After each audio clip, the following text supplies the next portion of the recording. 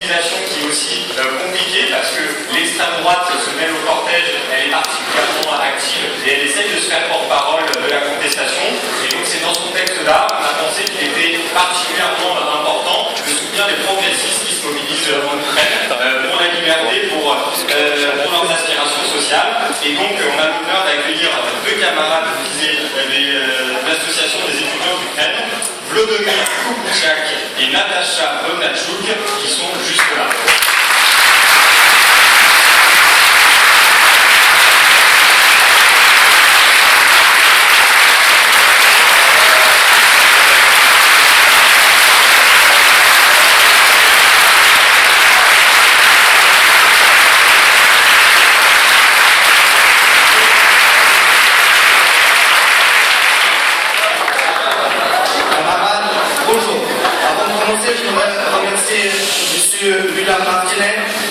J'aimerais remercier Abib, j'aimerais remercier Julie, j'aimerais remercier maintenant un ami à nous, Quentin, lui qui est en train de nous filmer aujourd'hui.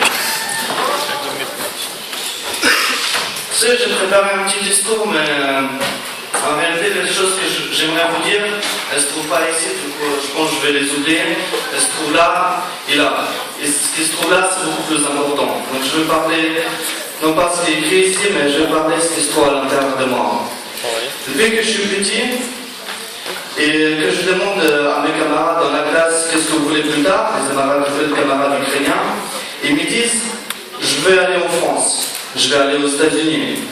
Mais ils ne disent jamais je veux devenir avocat ou je veux devenir juge. Pourquoi? Je vais vous expliquer comment se passent les examens universitaires en Ukraine. Les délégués de la classe viennent voir le professeur et lui demandent quelle somme d'argent il veut. La somme se varie entre 80 et 150 euros. Ensuite, il lui demande quel cadeau il voudrait. Le professeur peut dire un ordinateur, un écran plat, une machine à café, ce qu'il veut. Ensuite, il demande qu'est-ce que vous voulez qu'on vous mette sur la table. Il dit cette salade-là, ce vin-là, ce whisky-là. Les jours de l'examen. D'abord, ce sont les professeurs qui sont assis devant une table sur laquelle il y a ceux qui sont commandés. Il y a les délégués qui rentrent, ils distribuent les courriers avec l'argent. Ils vérifient s'il y a bien la somme d'argent que ce professeur voulait avoir. Ensuite, ils leur distribuent un cadeau, c'est le qu'ils voulaient d'abord. Ils regardent si tout va bien, il faut venir les élèves. Et là, tout le monde a la bonne note et ça se passe bien pour eux. Mais ces jeunes-là, ils ne peuvent plus vivre de ce milieu. Et ce qu'ils ont fait, ils sont sortis dans la rue. Et je pense que chacun d'entre vous sait ce qui s'est passé, vous avez dû regarder les vidéos. On leur a tracassé les têtes. J'ai une amie à moi qui était sur place il y a 2 mois, cette nuit horrible à 4 h du matin, et qui m'a raconté que les jeunes hommes ont trouvé les filles, et les Berkouts, les CRS ukrainiens, avançaient sur ces groupes de jeunes. Les jeunes, ils disaient, nous tapez pas, on va s'en aller. Mais personne ne les écoutait. On a tapé les garçons, on a tapé les filles. Une de ses camarades, Yula, cette fille qui s'appelle Yula, elle était enceinte. Je pense que vous comprenez la suite de cette histoire.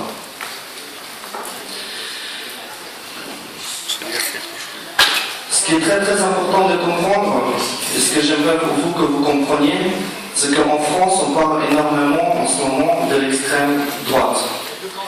Une extrême droite en Ukraine. De quoi il s'agit en réalité? En réalité, on a des jeunes comme vous et moi qui sont restés 2 mois à moins 15 degrés dans les tentes en train d'attendre que la position elle fasse quelque chose. Au bout d'un moment, ils ne pouvaient plus attendre. Au bout d'un moment, on a commencé à leur tirer dessus. Et là, ils sont sortis pour brûler les voitures, parce qu'ils sont restés 2 mois pacifiquement. Il n'y a pas une seule vitrine qui a été cassée durant ces 2 mois. Ils sont sortis, ils ont commencé à se battre contre Berkut, et on leur a dit, vous êtes des extrémistes. Et c'est de ces jeunes-là que en France, on est en train de parler de l'extrême droite. Rendez-vous compte, des jeunes qui, eux, ils voudraient seulement partager les mêmes normes que vous partagez au quotidiennement en France. La révolution ukrainienne, elle a commencé avec les étudiants.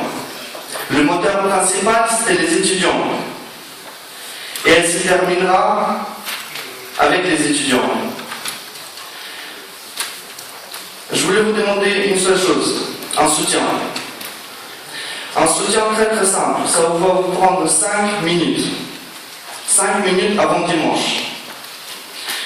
Je voulais que dans chaque université, vous écrivez juste sur une feuille A4 à la main, notre université de tel département soutient l'Ukraine. Prenez une photo devant l'université, je vais vous donner mon adresse mail, vous l'envoyez. Ça va vous prendre 5 minutes. Les effets que ça va avoir, je vais vous l'expliquer. J'ai fait un mini-discours il y a quelques semaines devant des étudiants, des petits étudiants en fait, qui sont venus d'Ukraine, dans la maison culturelle ukrainienne à Paris. J'ai cité juste que nous, notre association, en ce moment, on aide les étudiants ukrainiens, on leur envoie des couvertures de survie, et ainsi de suite. 2-3 petits mots que j'avais dit. Quel effet ça a eu? Ces jeunes-là, ils sont retournés en Ukraine. Toute la ville a commencé à parler qu'en France, il existe un groupe qui soutient les étudiants, et c'est par centaines. Les étudiants qui sont partis à Kiev protester et aider les autres étudiants qui étaient déjà sur place, par centaines. Pourquoi ils ont peur? Et je termine là. Pourquoi ils ont peur, ces étudiants? En ce moment, les professeurs dans les universités, ils sont en train de noter les noms des élèves qui sont absents. En ce moment, dans les immeubles, il y a les CRS qui viennent et qui sont en train de noter les jeunes qui sortent dans la nuit et qui rentrent très tard avec des drapeaux européens. En ce moment, les jeunes qui se sont fait taper, et qui vont à l'hôpital, on va les chercher à l'hôpital et de l'hôpital, ils disparaissent. On a en ce moment, aujourd'hui, on a une cinquantaine de jeunes qui est disparu. Vous savez ce qui arrive à ces jeunes-là? Il y a un grand militant qu'on vient de retrouver il y a 2 jours. Ces militants, on leur a pas donné à manger pendant 2 jours, on ne lui a pas donné à boire, on lui a coupé le visage, on lui a coupé à l'oreille, après on l'a crucifié. Vous vous rendez compte? Et c'est ça, c'est contre ça que ces jeunes, ils se battent. Ils veulent un avenir que vous avez. Ils veulent la démocratie, la méritocratie. Et je vous demande 5 minutes pour les soutenir. Merci beaucoup.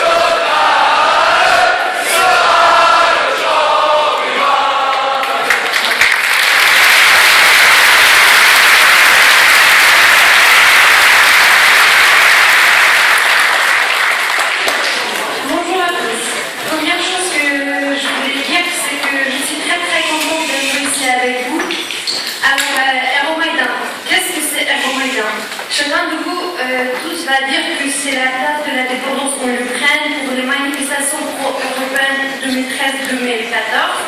Sur les manifestations ont débuté le 21 novembre 2013, juste après la suspension d'un accord d'assistance entre l'Ukraine et l'Union européenne. Mais en ce moment, je ne peux pas dire que c'est ça, c'est exactement ça. Parce que nous, en ce moment, on est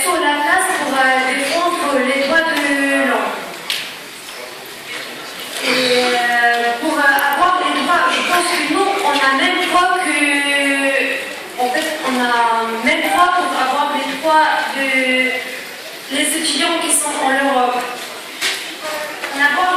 En fait, on va avoir les droits pour faire des études gratuitement, pour faire du travail gratuitement et pour avoir une aide médicale gratuitement. Parce qu'en ce moment, en Ukraine, si tu es malade, tu ne peux pas venir à l'hôpital juste si tu n'as pas d'argent. Ils demandent l'argent. Si tu n'as pas d'argent, bah, tu peux mourir, mais tu ne seras pas sauvé. Pour moi, c'est très dur de parler de ça parce que franchement, je trouve qu'en Ukraine, c'est une situation très très dure et chacun de nous, on ne peut pas. Et en fait, moi, je ne peux pas être transformée. C'est pas transformer, c'est monter tous mes sentiments que je ressens à ce moment-là.